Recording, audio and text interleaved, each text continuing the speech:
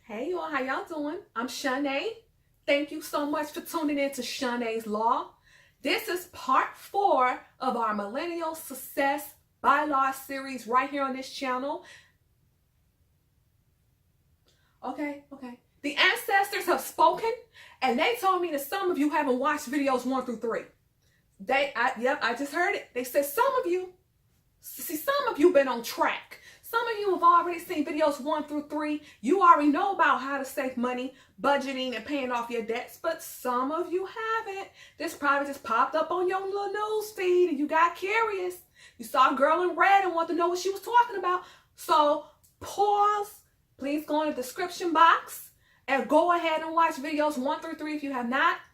How to save money, budgeting, and paying off debts. Again, these videos flow into one another, so you got to stay on task. If you're going to keep up and you're taking your notes and you're filing these away in your YouTube playlist for necessary purposes, educational purposes, I hope. If you are, make sure that you've seen those first 3 before you watch this one. All right, that's a disclaimer. Let's continue. So, this is part 4. You're already on track.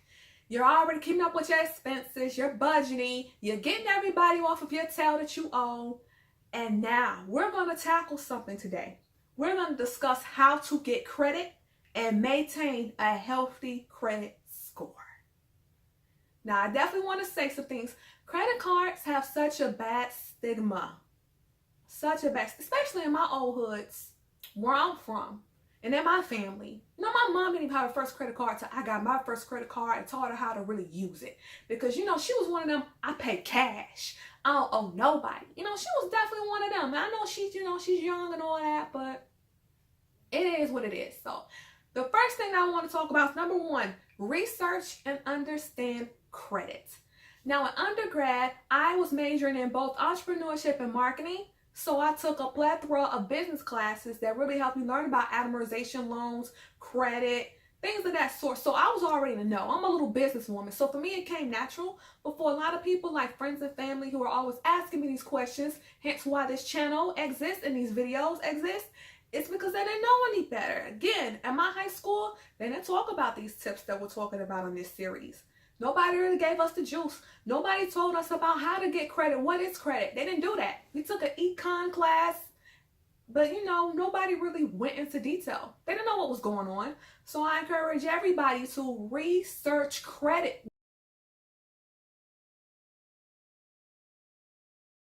What is credit?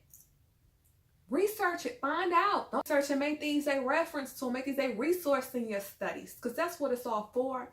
Now, credit cards are not all that bad. I do want to say that before we get started. So when you are learning about credit cards, you will learn that, especially in America, they really want you to have credit. You can't get credit if you are gonna plan on buying a house, buying a car.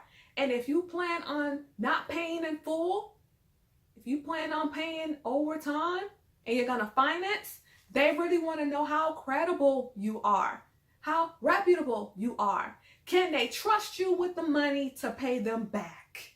Okay? That's really what it's about. They want to know the history of you financially. Are you a man or a woman of your word? Do you owe people? Have you been in the red? I'm just kidding. Anyway, they want to know how soon can they expect their money back from you, and are you going to be good on your word? So credit is not that bad. But I want you to get over that negative stigma if you have one. And if you're curious, definitely do your research before you get one. Because if you don't, you know, that's when the bad aspects of credit could come into play if you were unaware about how to do it. So find out what methods work for you. A lot of kids, I know when I was an undergrad, a lot of students got their first type of credit, if you will, through a student loan. So they told Sally Mae they was going to pay her back when they graduated, even if they didn't get the job that they wanted. They told her they was going to pay her back. So that's how some people got credit. I myself, I got a student credit card. Got me a little credit card, got approved for $800. I don't know how, but you know what? I took it and ran. I bought me a laptop. I made payments over time, and that's how I got my first credit on file. It was a great feeling. I eventually got me a car because I had credit on file, and I got my car with no cosigner. So, credit cards. Credit cards are a really great way to get you some credit. I vouch for that. I know how to control myself, my spending. I know me. I know how this game works. So I'm really a great person to give you tips on this. You can actually start out by getting you a student credit card, which is what I did. I kept getting the little applications in the mail before I, got one. I researched it. I just didn't take their word for it. I want to know, how does this work? What does the APR interest rate is? What is that? How does that affect me? You say you're going to give me an introductory rate for 12 months of no interest, and I can spend $800. And so I looked into it. And after a lot of consideration, a lot of research, a lot of meditating and praying on it, I went for it, and it worked out for me. And that I didn't have to do anything for it, really. It's a student card. It was like a little starter card, but it worked for me. So if you are in high school or in college, you might want to look into it. They can even put your little college logo on the card if you want. Some of them will. And for those of you who are out of school, you could look up the credit card that you put like the $300 payment on. They have that. It's like a starter card. You put that money down as a way to let people know that you are trustworthy and you are going to do right by them with this credit card. And after a year of great behavior, you get that money back. It's kind of like a deposit, if you will. You put the money down, you get the money back if they can trust you. Otherwise, the deposit stays with the keeper. Number 2, get or earn some credit. A lot of people think that having no credit is good credit. And I mean, it is, because you don't owe nobody. You ain't got a bad rep out here in these streets with the creditors, but you don't have any credit. So you might want to get some credit if you plan on making big expenditures that you want to finance for. So that includes applying for a beginner's card. You can do that, but not too many at once. If you are starting out, or if you have low credit, or like a lot of people like to say millennials are having right now, depending on which age group you're in, short credit, limited credit. You don't want to get out here and just get credit cards all willy-nilly. You don't want to be applying for everything and everybody. You always start out with one card. I suggest you just start on one little card that's easy for you to maintain, to keep up with using your app online. Don't overwhelm yourself. Don't think too much about it, and don't overdo it. You can even apply for a small loan. I had a friend back, when I was probably a sophomore. He said he got him a small loan and he just paid it off to build up his credit. That could work. Look into that. Even get you a retail or a gas card. Shell, BP, Speedway, Sam's Club, a lot of these people, even Walmart, Victoria's Secret, they got credit cards that you can use, that you can make payments on. And a lot of them also have the rewards programs that you might want to look into. So start out small. A gas card will be great, because if you have a car, you're going to get gas all the time anyway, unless you have an electric hybrid. So it's a great way to just stay within budget, get what you need, get the gas, get the discount on the gas, pay the gas card off. So you can look into that too. So rule number 3, know your interest rate. Know what the percentage is and when the due date for the money is. Because when that due date hits, and if you have a balance on hand, that is when your interest rate hits. So if your card, the payments are due the 20th of every month, and you have a balance of like $500, that next day, the interest rate on that $500 is going to be on your new statement. So keep that in mind. Keep that in mind. You want to avoid the interest rate. You want to avoid it. You want to hopefully not even have a monthly balance. The goal is to never have a monthly balance. When you do it that way, your credit score increases. They actually prefer for you to have little to no debt. That's how you play the game. Keep that interest rate down, keep it lower, negotiate, take advantage of any of the offers that they have, but you also want to never have to pay interest. Avoid paying the interest. The interest is like a late fee in some way, so avoid the interest at all costs. Never, never, never try to pay the interest. So negotiate for the lowest rates possible. When you first get the card, they give you sometimes an introductory low rate.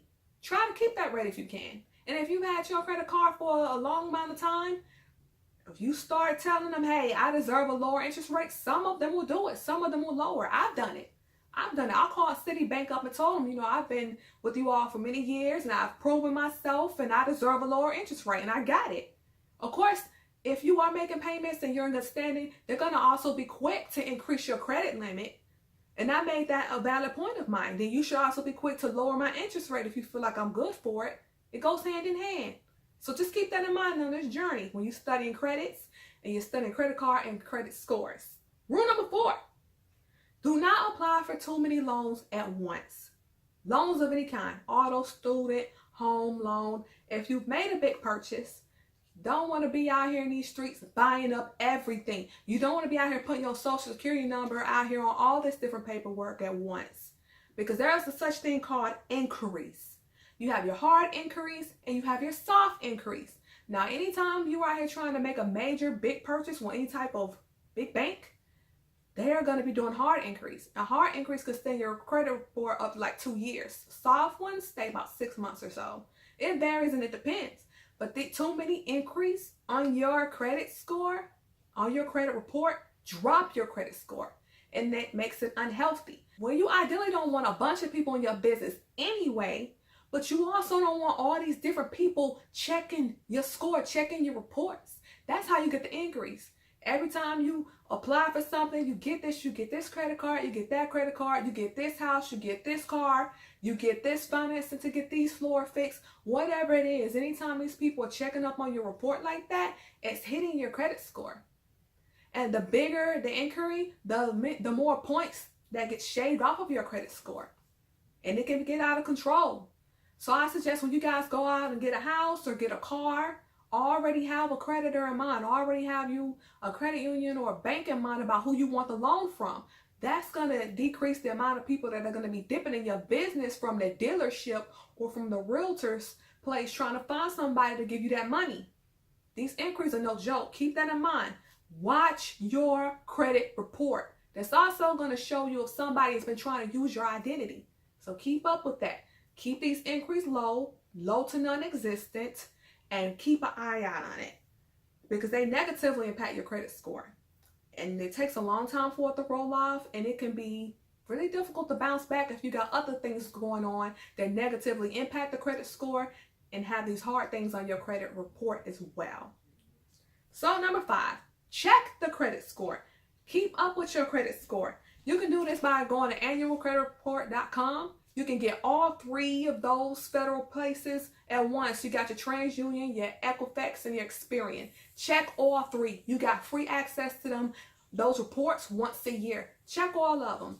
They sometimes show things that the other one doesn't, but make sure that you're staying aware of what they got going on, when, what, where. Be in the know of it.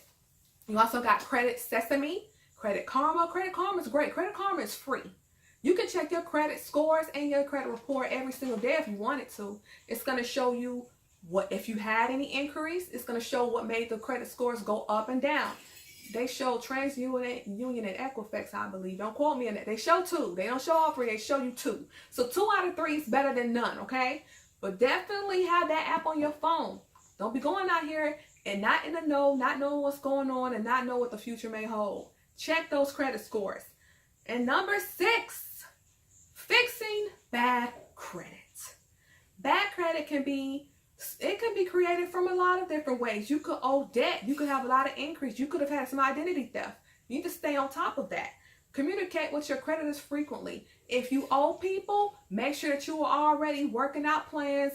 You are budgeting and you are paying off the debts that you owe. We talked about this in video number 3. So you want to refer to that for further details. Make sure you are working out a payment plan, keeping up with that payment plan, and you are gradually paying off these debts.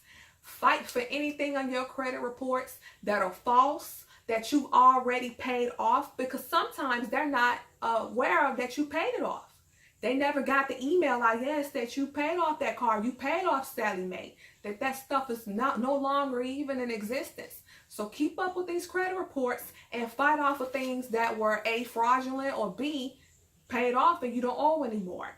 So last but not least, number 7. Number 7 is so important in this digital age that we live in. Protect your identity and your credit footprint. Protect it with your life. Frequently check your credit score and your credit report. Identity theft is huge. Identity theft actually impacts women more than men because we do more shopping. But that number is growing increasingly every single day. Notice all of our little debit and credit cards now have that little chip. Be careful. Don't be going too many places swiping that credit card or that debit card. Again, Credit Karma, Credit Sesame, and even LifeLock can help you not only monitor your spending, but your identity. They can show you if there's been any huge transactions made, any strange activity. I actually have LifeLock and I recommend it.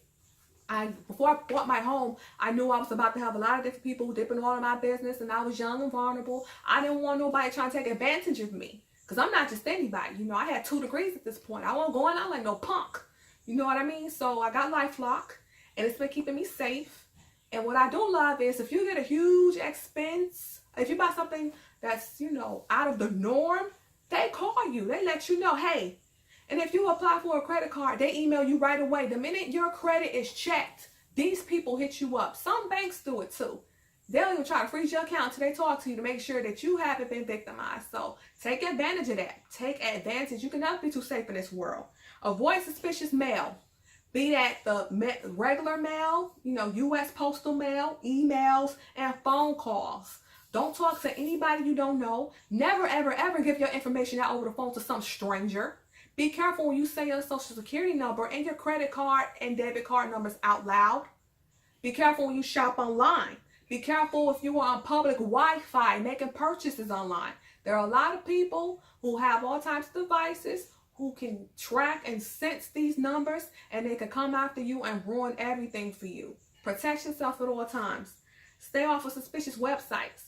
Only make purchases from verified websites and on secured internet connections. That means don't be out there shopping on all your favorite websites if you don't see that little lock in the address box of that website. That means that they are verified and it's a secure and safe website for you to purchase from. Notice how when you pay your bills online, they all got that lock. They all got that lock. That means they're verified, secure, and safe. There's other ways you can find out too. But don't shop all on the internet, all on the public Wi-Fi. Don't do all of that. You've got to be careful out here. All these things can negatively impact your credit and your credit card report. And you need to stay on top of those all day, every day. You ain't too cool to keep yourself from going to jail for some stuff that you didn't do or owe millions of dollars for something you didn't do. All right, so if I forgot anything, feel free to go down in the comment section below and let us know how you are maintaining healthy credit and how you are getting credit and protecting that credit score. All right, this was part 4. We still got a long ways to go. So feel free to comment, like, subscribe, share this video. So people who you argue with about credit cards ain't nothing but a scam, credit this, credit that. All things can be scary and intimidating if you don't know any better. But now that you know better, you're going to do better. So don't forget to comment, like, and subscribe. Notification bell. Part 5 is coming. Okay? It's inevitable. It's inevitable. Do not be left behind. Keep that notification bell on so you can get all the latest and greatest in the next video in this series from Shonae's Law. Thank you all so much for watching. Thank you for being a part of this. And I'm going to see you guys in my part 5.